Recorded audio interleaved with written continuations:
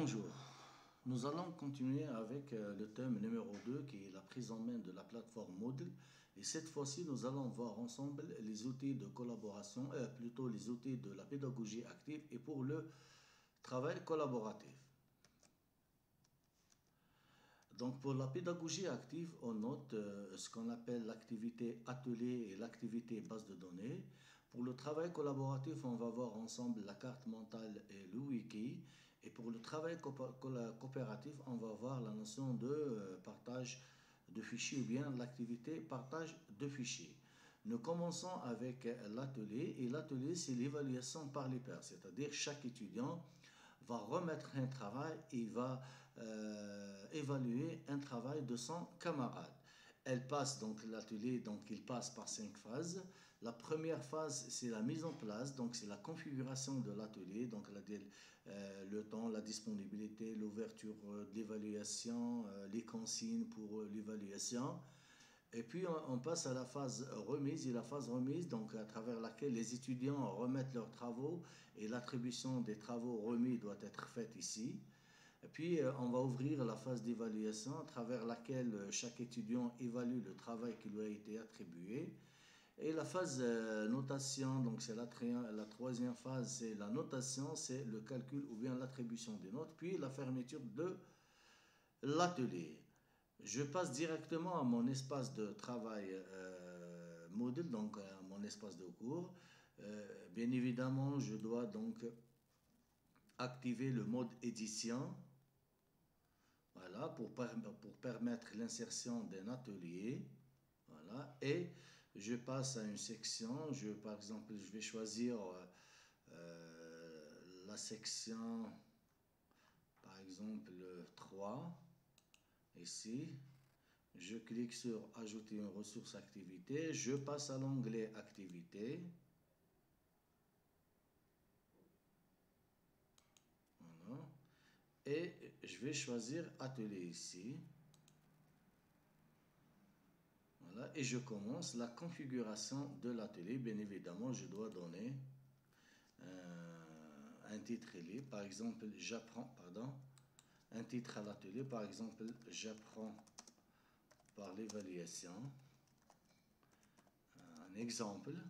Ici, je dois mettre une description. Et si je coche ici, bien évidemment, si je veux que la description soit affichée aux étudiants, par exemple, je mets ici, vous allez travailler, par exemple,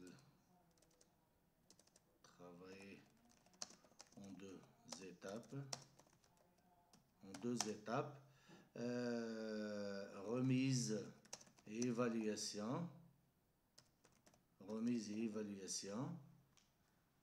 Voilà, si je veux qu'elle soit affichée ici. Et réglage ici. Ici, c'est la stratégie d'évaluation. Donc, est-ce que je travaille avec, c'est-à-dire, est-ce que je permets l'évaluation par commentaire, par évaluation cumulative, par nombre d'erreurs, par critère. Je vais choisir par commentaire, c'est-à-dire que les étudiants vont émettre des commentaires à leurs camarades. Pour le travail, quelqu'un qui va remettre son travail, il va avoir 100% par exemple. La note pour réussir, c'est la moitié par exemple. Et la note du processus d'évaluation, par exemple, celui qui va évaluer va avoir les 100%. Également, il va avoir 50% note de passage. Donc ici, c'est les 50 et les 50 sont facultatifs. On a déjà discuté ça. Deux chiffres après la virgule. Ici, réglage. Donc ce sont les instructions. Par exemple, après avoir remis le travail, le travail, accéder une deuxième fois à l'espace, partant à l'espace pour évaluer le travail attribué. Voilà. Ici, qu'est-ce qu'ils exigent? Est-ce qu'ils vont taper un texte en ligne ou bien est-ce que c'est un fichier joint? Par exemple, ils doivent déposer un travail. Nombre maximal, donc un seul travail. Type de fichier, par exemple, j'exige qu'ils doivent remettre, par exemple, que des fichiers, par exemple, des faits de calcul, par exemple, et des documents. Par exemple, j'exige le PDF, si vous voulez, par exemple. Pardon. Voilà, donc le PDF, si vous voulez un doc, voilà, enregistré ici, j'ai exigé ce chiffre. La taille maximale, par exemple, j'ai exigé 2 mégas.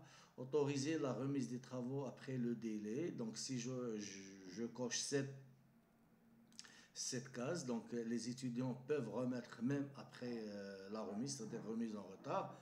On verra ça tout à l'heure parce que si on coche ça, on peut configurer autrement la phase d'évaluation. On va la voir. Modalité d'évaluation, les instructions, par exemple, suivre ou bien évaluer, si vous voulez, évaluer selon les aspects, les aspects,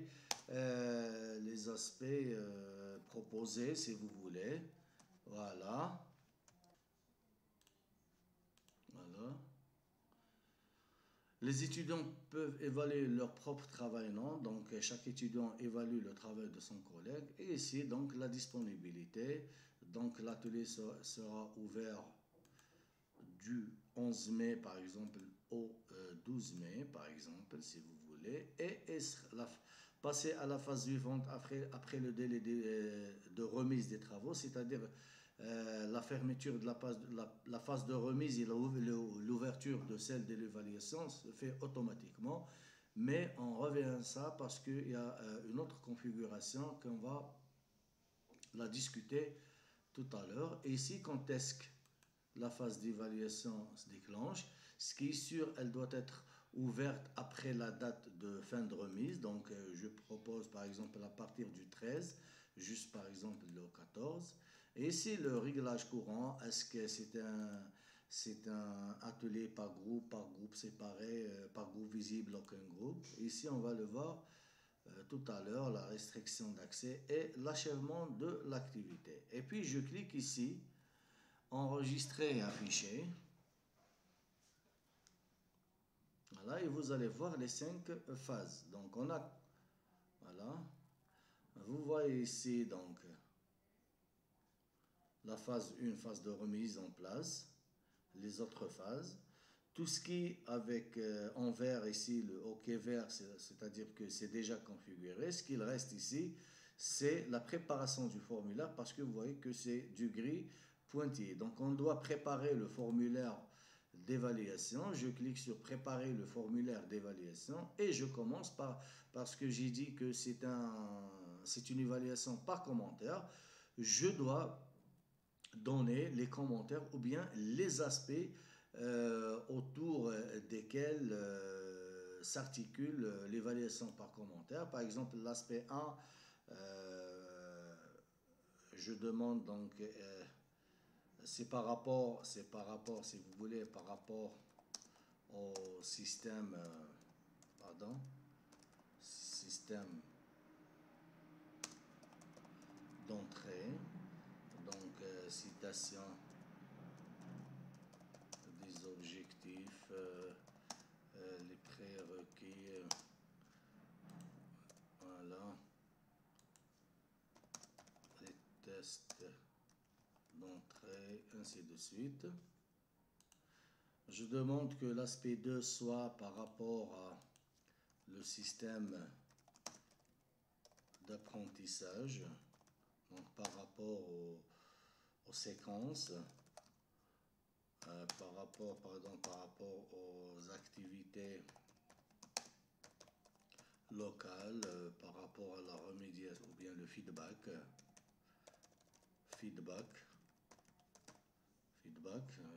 voilà, et ici par rapport à l'aspect 3, donc c'est le système de sortie. C'est le test, les activités globales.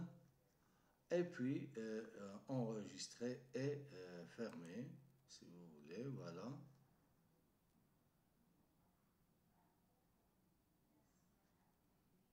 Voilà, voilà, donc c'est OK maintenant, c'est fait. Nous devons passer maintenant à la phase d'évaluation. Donc, si je ne clique pas ici, passer à la phase suivante, ou bien ici, les étudiants ne peuvent pas déposer ou bien remettre leurs travaux parce qu'on n'a pas ouvert encore la phase de remise. Maintenant, je clique ici pour passer à la phase de remise.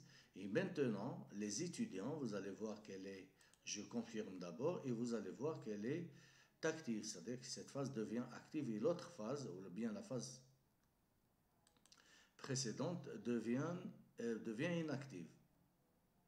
Voilà, donc c'est active, elle est en vert ici, et ça c'est inactive. Donc les étudiants peuvent commencer l'évaluation. Donc vous voyez ici, l'attribution des travaux n'a pas encore faite. Ici, attendu, cela veut dire que c'est le nombre de travaux à déposer et donc c'est égal au nombre des étudiants. Ici, j'ai un seul étudiant qui est inscrit, donc un seul travail attendu. Ici, c'est le nombre des travaux remis par rapport au nombre des étudiants et qui nécessite l'attribution. C'est-à-dire, si vous avez ici, par exemple, 15, vous allez trouver au maximum ici 15 qui doivent être attribués. Et ici, vous voyez ici qu'au moins pas remis son travail, aucun étudiant. Ici, vous voyez la date d'ouverture, la date de fermeture. Et ici, donc, les restrictions de temps, c'est par rapport à l'enseignant, ne s'appliquent pas. Ici, il faut passer à la phase d'évaluation. Avant de passer à la phase d'évaluation, il faut préparer ou bien attribuer les travaux remis. Pour cela, il faut cliquer ici. Après la clôture des inscriptions, il faut cliquer ici. Je note, c'est après la clôture, de la remise. Donc, je clique ici pour préparer le formulaire d'évaluation, l'attribution des travaux. Donc, je clique ici. Attribution des travaux. Donc, ici, j'ai un seul travail. Donc, j'ai 4 façons à travers lesquelles, voilà, 4 façons. Donc, j'ai l'attribution manuelle, c'est-à-dire l'attribution manuelle. Ici, si cette étudiante a déposé son travail, ici, je trouve une liste déroulante à droite et à gauche. Donc, je dois choisir l'évaluateur de son travail et qui va évaluer à droite, qui va évaluer son travail. Et je fais ça pour l'ensemble des étudiants. Ici, j'ai un seul étudiant. Si vous avez un nombre important d'étudiants, cette attribution manuelle devient un peu fastidieuse. Qu'est-ce que je vais faire? Je vais faire une attribution aléatoire. Aléatoire, c'est-à-dire c'est au système d'attribuer ou de répartir les travaux. Je clique ici et je dois choisir nombre de travail évalué. Par exemple, elle doit évaluer un seul travail. Voilà. Un seul travail. Est-ce que s'il y a déjà des attributions, elle doit évaluer un seul travail. Voilà. Et s'il y a déjà des attributions précédentes, je peux les supprimer. Et si les participants peuvent évaluer sans avoir remis de travail, généralement, ceux qui n'ont pas remis un travail, ils ne peuvent pas évaluer parce qu'ils n'ont pas déjà participé à cette notion d'évaluation par les pairs. Donc, j'ai choisi ici, je clique sur enregistrer et c'est au système de faire l'attribution aléatoirement. Une autre façon de faire l'attribution, c'est ce qu'on appelle l'attribution programmée. Et bon, je reviens d'abord à mes paramètres pour expliquer cette attribution programmée. Voilà. Ici, donc ici, si je coche passer à la phase suivante après le délai de remise, c'est-à-dire c'est automatiquement le système bloque ou bien ferme donc la phase de remise, il ouvre automatiquement la phase d'évaluation. Donc c'est au système de faire l'attribution automatiquement. Cette attribution automatiquement doit être programmée. Qu'est-ce qu'on doit faire? On va cliquer sur attribution programmée et vous allez voir ici attribuer automatiquement les travaux à la fin de la phase remise. Donc, dès que la phase remise atteint donc la date butoir, le système va commencer à attribuer les travaux. Donc, elle n'est pas encore activée. Je clique ici sur En, voilà, et enregistrer. Et vous allez voir que c'est bon, elle est programmée. Une autre façon, voilà, donc vous voyez que c'est OK. Une autre façon, c'est l'attribution en direct. C'est-à-dire l'attribution en direct, je reviens ici, et un peu plus haut, si j'autorise la remise des travaux après délai, c'est-à-dire quelqu'un a déposé après la fermeture de la phase de remise, le système, qu'est-ce qu'il va faire? Il va attribuer son devoir, même s'il a déposé en retard. Donc, pour pouvoir programmer l'attribution ici, l'attribution en direct, ici, donc vous voyez, donc vous devez activer, donc je dois activer d'abord ici,